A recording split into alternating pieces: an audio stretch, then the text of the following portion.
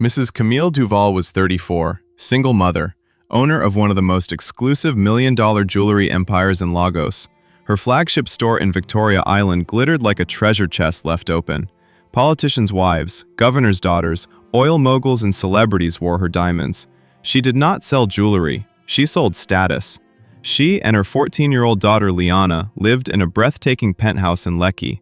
Floor-to-ceiling glass walls revealed the city at night, Lagos glowing like spilled gold under the sky. From their living room and bedrooms, the skyline stretched endlessly. Liana was beautiful. Fair, flawless skin, delicate features, confident posture. She carried herself like someone born into luxury. But she had her mother's sharp tongue and pride. They were close, very close. Liana could whisper secrets to her mother. But there was one secret Mrs. Camille never whispered back: her father. Every time Liana asked, her mother's expression would change slightly. Not sadness, not anger, just steel. "We don't need men," Camille would say calmly. "You have me." "But I can't call you Dad," Liana once replied softly.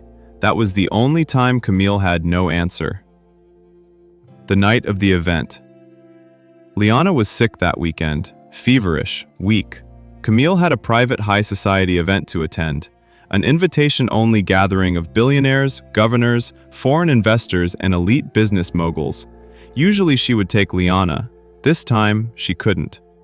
Liana lay on the gigantic king-size bed, watching her mother prepare. The scent of expensive perfume filled the room. A bowl of hot soup rested on the bedside table. She refused to eat. Camille sat beside her, took the spoon, and fed her twice. "You need to get well. We have galas to attend," she said gently before placing a kiss on Liana's forehead. She dropped some dollars on the table. "For your fast recovery." And then she left. The door closed softly. Liana stared at the ceiling.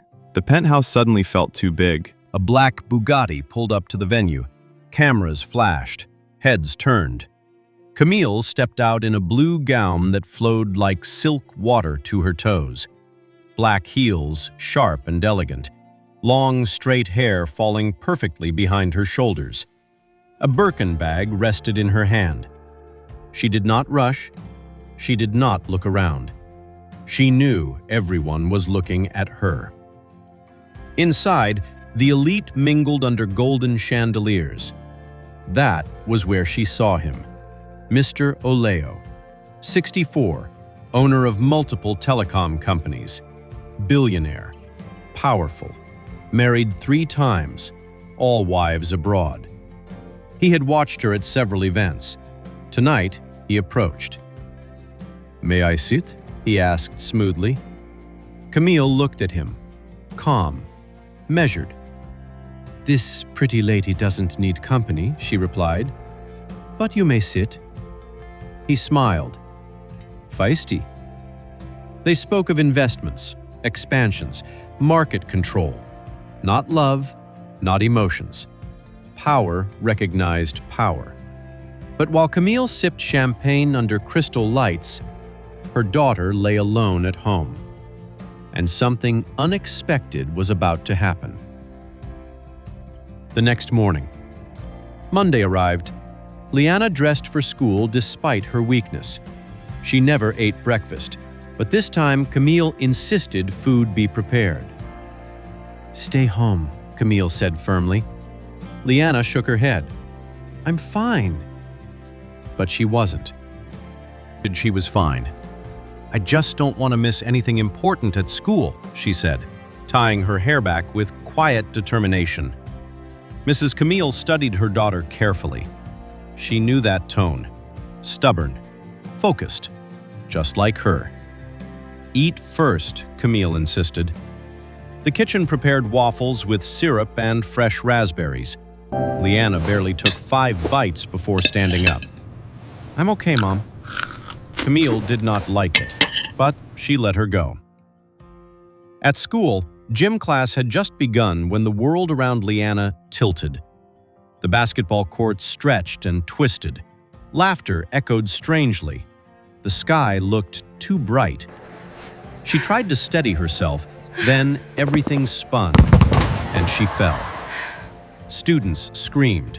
The ambulance van was unavailable. The school clinic was under renovation. Chaos brewed like a storm trapped in walls painted with excellence. A staff member rushed into the principal's office. "Sir, it's Leanna Duval." That name carried weight. Mr. Gregg froze for only a second. Late 30s, calm, wealthy, owner of multiple schools across Nigeria, but he chose to remain principal in Lekki. Lagos was home.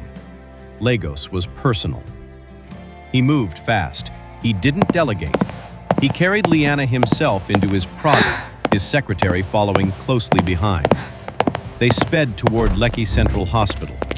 If it were another student, perhaps he would have arranged something nearby. But Leanna was different. She reminded him too much of someone he lost. 15 years ago, his wife died due to complications during childbirth. Leanna's face, her eyes, even her quiet strength echoed that memory. He never voiced the resemblance, but he felt it.